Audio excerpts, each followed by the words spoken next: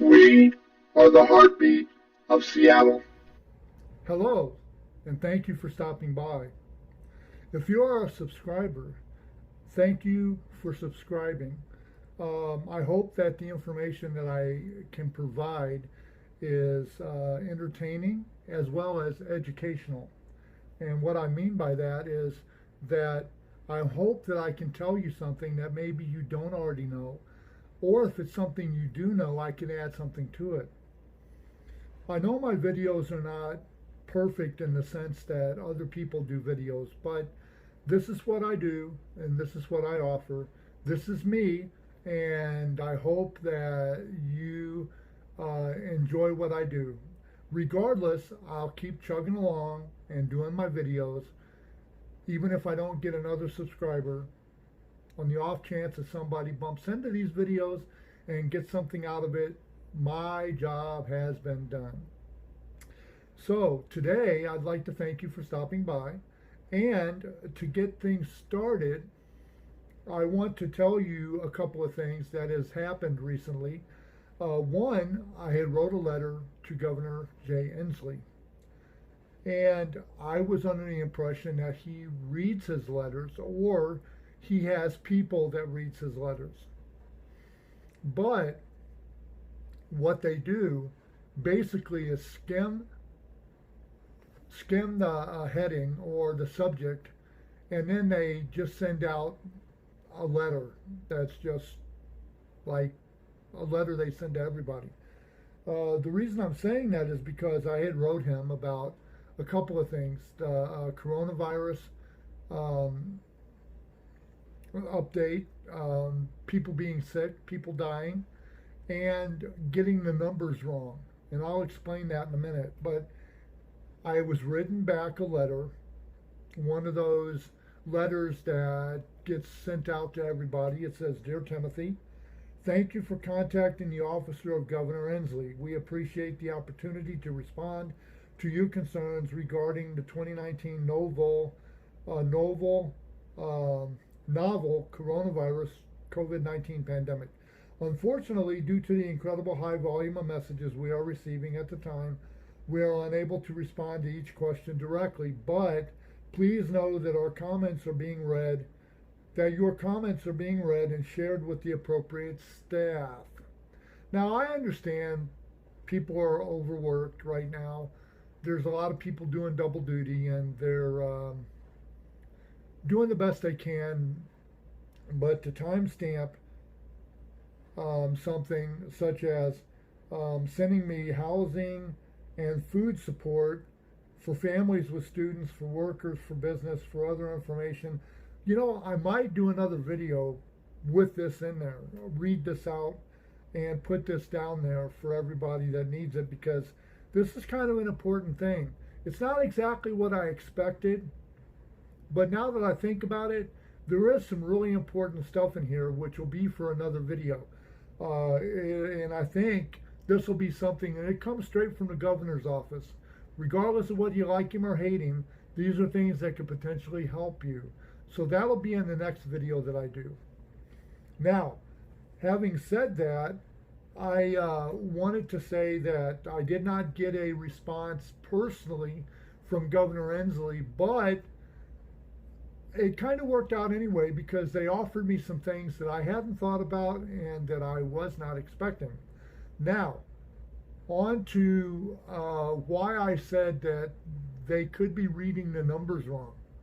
Well, a couple of weeks ago, or within the last couple of weeks, the Seattle Times did a article on the coronavirus numbers and how they could be reading the numbers wrong.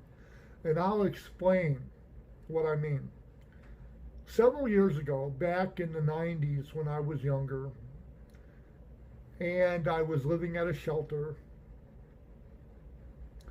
I was going to work at this restaurant. I wanted to get a job at this restaurant, so they had me take a tuberculosis test, or a TB test.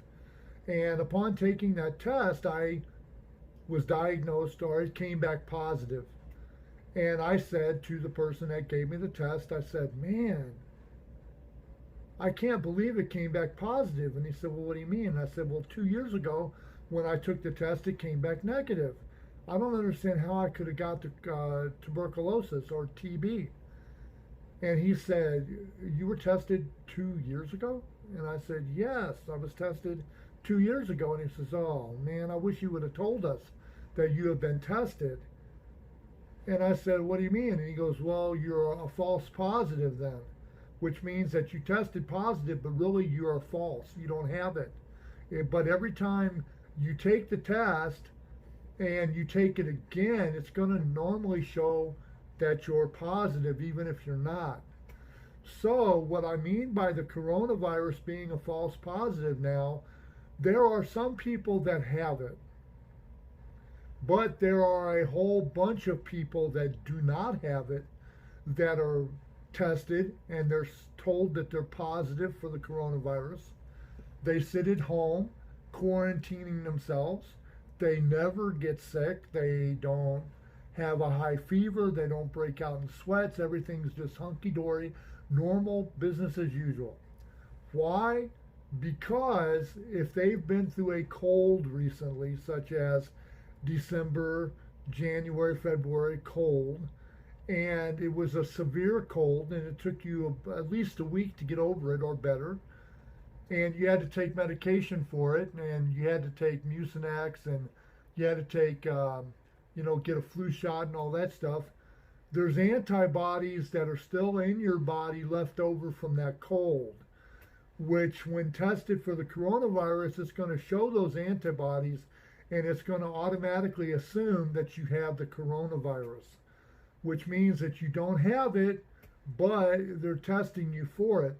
Instead of asking you if you had a cold recently, or if you've gotten over a cold, the flu, or if you've had pneumonia going through the winter time, they don't ask that. Why? Because they want you to show positive. That way they can have the numbers up higher than normal.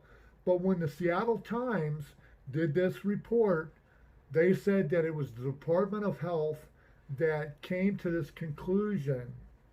And I know that it's I know that it's a valid conclusion because I've been through something very similar and had something very similar happen. Although it wasn't a cold, it was something that gave the same kind of results.